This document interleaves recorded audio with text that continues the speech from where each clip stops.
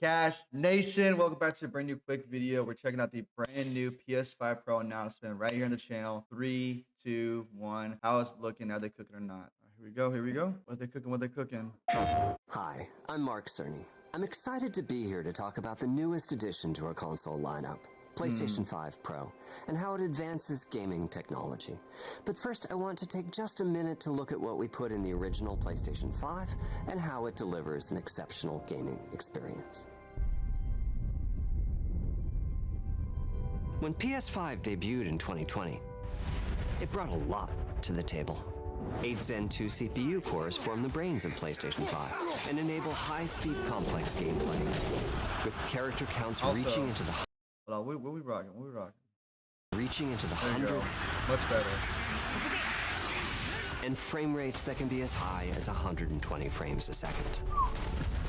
PS5 has a powerful RDNA 2 GPU, which can render anything from intricate details to fantastic worlds with vast panoramas Best to game of the year, in explore. my opinion. Ray tracing allows for dramatic visual improvements, including reflections Never off of played water or glass, and the realism that comes from real-time global Getting that bomb. illumination. A custom SSD can Solid load data game. at breathtaking speed, I like it. resulting in ultra-fast transitions between game worlds and data streaming rates so high that traversal speeds are essentially unlimited. Tempest 3D audio tech brings an unparalleled sense of Not played it immersion to yet. the sound of the games. With audio so real, you may not even need Turtle. to see the enemies to Played know it. exactly where Oh, they good. are. Finally, the DualSense controller has haptics that let you feel through your hands what your character is experiencing inside of the game. Yep. It's wonderful to see such variety and richness of game experiences. Creators have made amazing use of the hardware capabilities, but when I talk to them, I do hear about their desire for more graphics performance. The dreams of the developers are bigger than can be supported at 60 frames per second, and that leads to an aspect of modern gaming that we're all familiar with: graphics modes. It can be a difficult choice for players. Fidelity modes emphasize the visuals, typically through higher resolution rendering. These modes might also have enhanced detail or use more ray tracing. But the games only run at 30 frames per second. The visuals can be choppier and the controls less responsive. Performance modes emphasize frame rate and interactivity, typically choosing to run at 60 frames per second, mainly by reducing the graphical detail until those frame rates can be achieved. When asked to decide on a mode, players are choosing performance about 3/4 of the time. Removing that decision, or at least narrowing that divide, is one of the key targets for PlayStation 5 Pro. We want to give players the graphics that the game creators aspire to, at the high frame rates that players typically prefer. To do that, PS5 Pro substantially improves over PlayStation 5 in 3 ways. Here's what we call the Big 3. First, we made the GPU much larger and increased the speed of the memory it uses. The result is rendering that's up to 45% faster. English. Second, we made major upgrades to the ray tracing, taking a streamlined and accelerated approach that allows calculation of the rays at double or even triple the speeds of PlayStation 5. And finally, we added custom hardware for machine learning and an AI library called PlayStation Spectral Super Resolution, or PSSR for short. PSSR analyzes the game images pixel by pixel and can add an extraordinary amount of detail, which boosts the effective resolution of the games.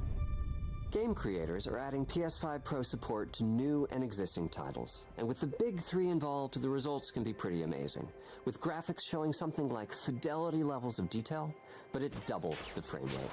Here's The Last of Us Part 2 running on PS5 Pro. It has huge amounts of detail and targets a super smooth 60 frames per second. I noticed the difference. Let's compare this to the Fidelity mode on PS5, which is only running at 30 frames per second and is therefore much choppier. Okay. This goal of delivering almost Fidelity-like graphics at performance frame rates has been achieved for a broad set of titles, including Marvel's Spider-Man 2 and Ratchet and Clank Rift Apart. We can see that PS5 Pro And by the only one that doesn't really notice a difference, it's not a huge significant difference to me. And okay, so I want to guess that the PS5 Pro is gonna cost $700-800. As far as am I gonna get it, I doubt it. is close to doubling the power of PlayStation 5. Another way to compare the two consoles is to look at PS5 Pro versus Performance mode on PS5, both of which target 60 frames per second. What we see here is a difference in detail. PS5 Pro is much sharper and crisper than PS5. For this, my favorite is the parade scene from Ratchet and Clank. Distant details are much clearer. And here we can see Marvel's Spider-Man 2 is noticeably higher resolution throughout the scene, including the trees and procedural cars. That's two different scenes, by the way, because one of them has a truck right here, and then it's the front of the van. I just want to point out. So overall, some remarkable improvement to the games. On PS5 Pro, we can see increased sharpness to the graphics or smoother and more responsive gameplay. This is the big three showing their value. As you've been seeing, machine learning via the PSSR library is being used quite broadly to add pixel detail and boost frame rate. But there are as many approaches as there are game engines. The increase in raw GPU power is being especially effective for Horizon Forbidden West. Apart from the detail boost, that extra graphics power is allowing for improvements to lighting and visual effects, as well as to the hair and the skin in cinematics. Open up, guys. Dwarf's orders. Good enough for me. Ray tracing is finding broad usage as well, particularly when the games are focused on higher frame rates. The faster hardware in PS5 Pro can make a real difference, allowing Gran Turismo 7 to add ray-traced reflections between the cars in gameplay, while continuing to support their targeted 60 frames per second. That boost in ray tracing is also delivering big wins for Hogwarts Legacy, allowing not only for better reflections and a greater variety of reflective surfaces, but also for further realism. So yeah, I'm gonna say this right now. Essentially, all you're gonna get for however much money this is, I don't know the price tag, by the way. You're just getting better graphics. Nothing else is changing. You know, so like to me personally speaking, again, depends on the price hike. Like if it's like $100 more, I was like, you know, but it's like $200-300 more. I'm like, nah, I'm good. I'm good. Because at the end of the day, I don't feel like I'm gonna notice the difference. I enjoy my PS5. I have no issues with it whatsoever. I'm sure I think it speaks for all of us as a whole. Like, I don't see the reason to go out and get a Pro. I just don't. If you're doing a lot of things with the UI, updating things, making things better for us, just besides the graphics, other than that, I don't see the point in getting it. I'm not sold on it yet. Like, yeah, having great graphics in games is always a plus, always a nice thing to have. But again, depending on the price tag, because I paid about $528, I think, for my PS5 when I pre-ordered it. So this is like $700-800. I'm not getting it. Period. Just not gonna do it. Especially if we're just talking about a graphic upgrade. That's it. I hope you've enjoyed this run-through of the technology behind PlayStation 5 Pro. Sure have. Simply put, it's the most powerful console we've ever built, and a worthy addition to the PS5 family.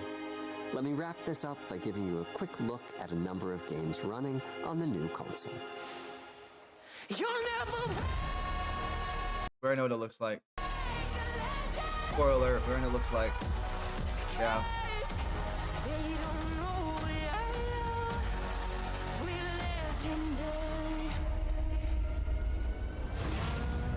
Don't let me hang.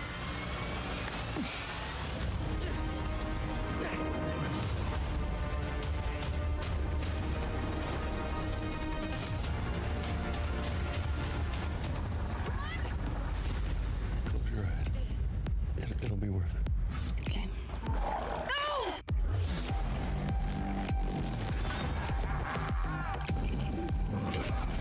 Did I do it? Oh, what is this? What's with all the neon?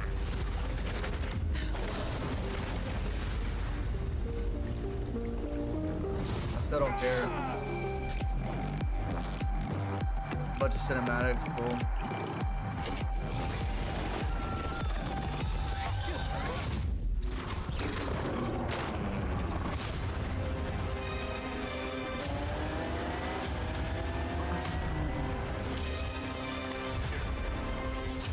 What is that game? Hold up. What is this game called? I want to know.